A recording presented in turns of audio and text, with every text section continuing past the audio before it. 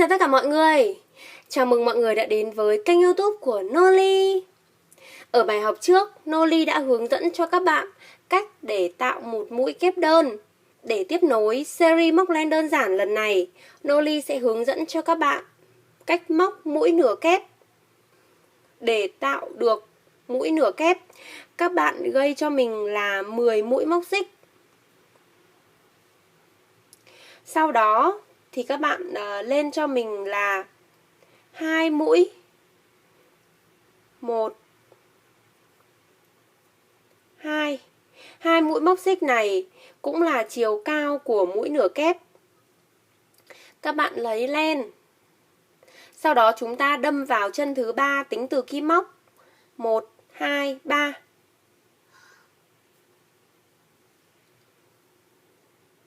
Bây giờ ở trên kim đang có 3 vòng tròn.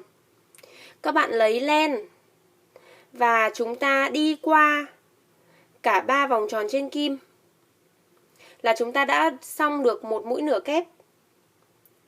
Tiếp tục các bạn lấy len, đâm xuống chân kế tiếp. Rồi chúng ta đi qua 3 vòng tròn trên kim. Khác với mũi kép đơn là các bạn đi qua 2 vòng tròn trên kim, rồi các bạn đi qua nốt 2 vòng tròn trên kim. Thì ở mũi nửa kép các bạn đi qua cả 3 vòng tròn trên kim luôn. Mũi nửa kép thì có chiều cao lớn hơn mũi kép đơn và nhỏ hơn mũi nửa kép. Mình sẽ làm thật là chậm để cho các bạn dễ dàng quan sát. Các bạn đâm xuống này, kéo len lên, lấy len, đi qua 3 vòng tròn trên kim.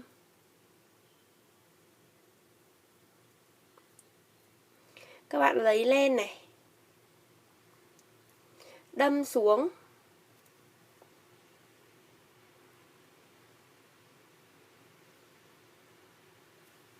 lấy len. Lúc lấy len thì các bạn hướng cái đầu mũi kim xuống bên dưới để giữ lại cái sợi len.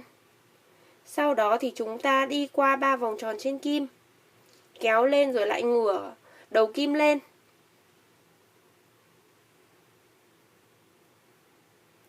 Khi móc các bạn lưu ý là chúng ta sẽ thả lỏng cổ tay, đầu ngón tay để cho mũi móc không bị quá chặt. Cũng như là chúng ta cần phải cầm chắc sợi len để mũi móc không bị lỏng quá.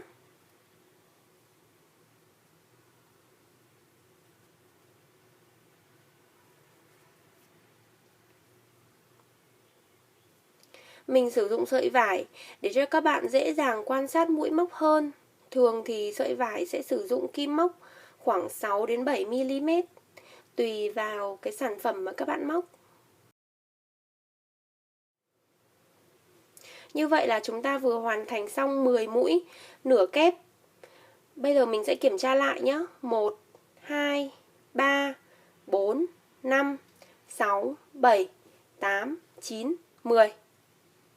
Sau khi hoàn thành xong mũi nửa kép, 10 mũi nửa kép thì các bạn lên một mũi móc xích, lên 2 mũi móc xích, sau đó quay lại, lấy len, đâm kim vào chân của mũi móc xích đó.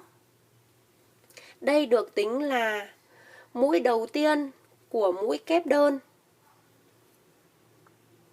Khác với lúc mà bạn tạo mũi nửa kép đầu tiên.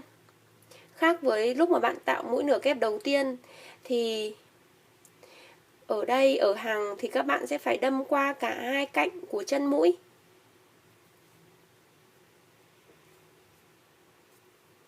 Đi qua 3 vòng tròn trên kim. Lấy len, đâm xuống. Đi qua 3 vòng tròn trên kim.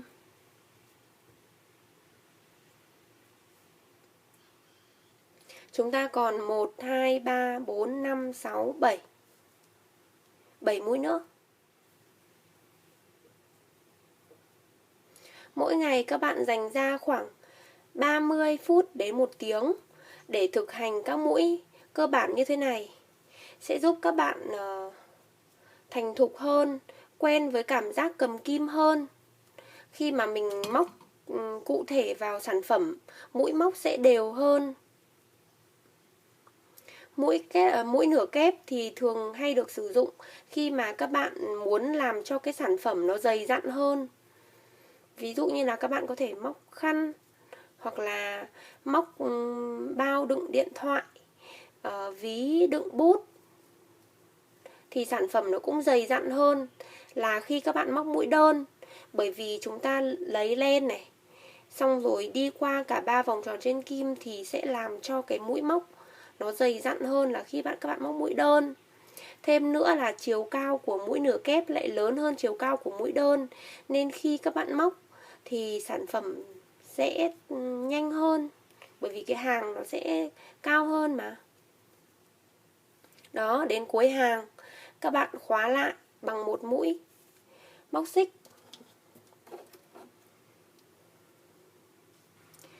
Như vậy là mình đã vừa hướng dẫn cho các bạn xong cách để tạo mũi nửa kép. Đừng quên ấn like và subscribe kênh YouTube của Noli Handmade. Bấm vào biểu tượng quả chuông để là người sớm nhất xem được video mới nhất của Noli. Bye!